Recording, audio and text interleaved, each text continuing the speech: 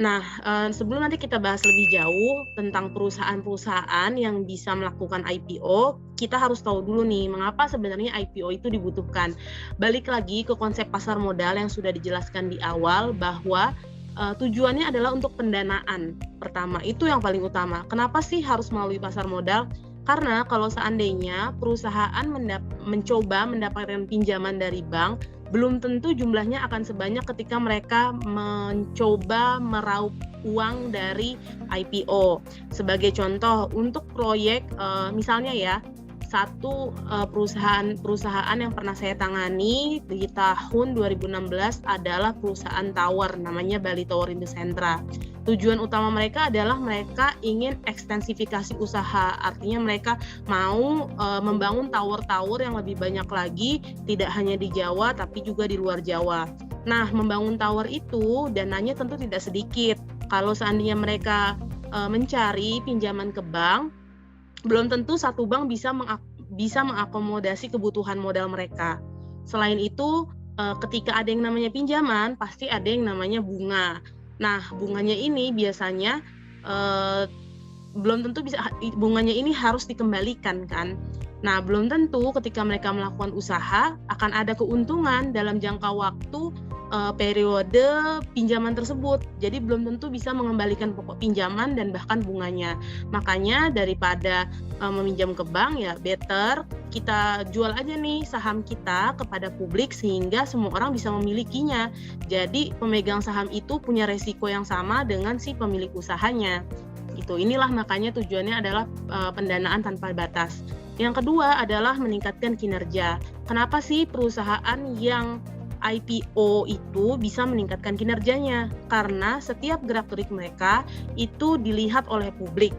Dan dengan demikian, maka mereka mau tidak mau harus memberikan kinerja yang terbaik.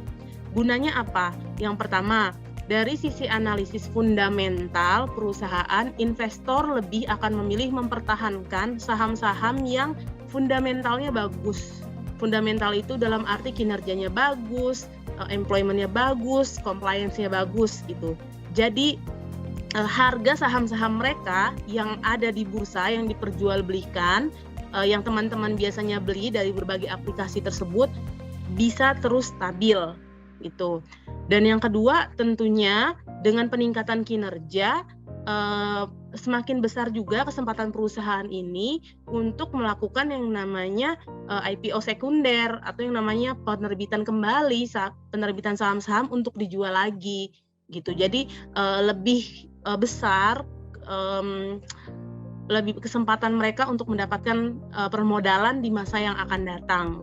Yang ketiga, meningkatkan citra perusahaan. Ya ini sudah automatically ya, pasti kita juga apalagi nih generasi Z yang sekarang udah suka nih, gue punya saham nih misalnya di di Bukalapak misalnya ya, kayak gitu kan. Jadi citranya tuh eksekutif banget kalau seandainya kita punya saham di perusahaan yang IPO. Nah ini kan juga berdampak ke perusahaan itu sendiri.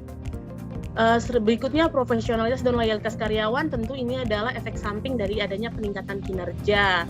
Kemudian mempercepat penerapan good corporate governance, ini juga part of dari peningkatan kinerja tadi. Jadi otomatis karena pasar modal ini adalah industri yang high regulation industry, dia dikontrol secara ketat oleh OJK dan diperhatikan secara intens oleh publik.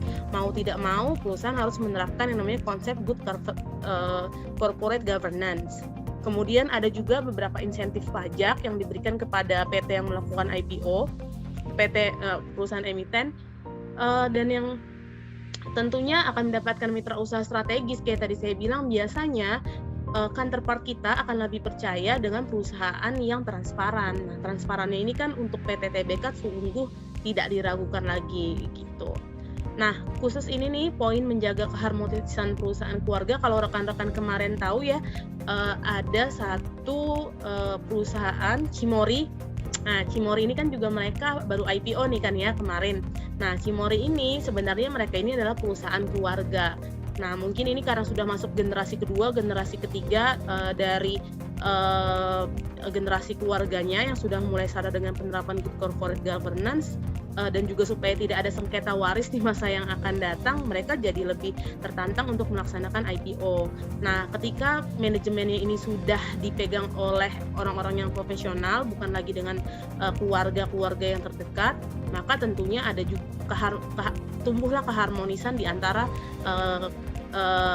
keluarga pemilik dari bisnis tersebut gitu.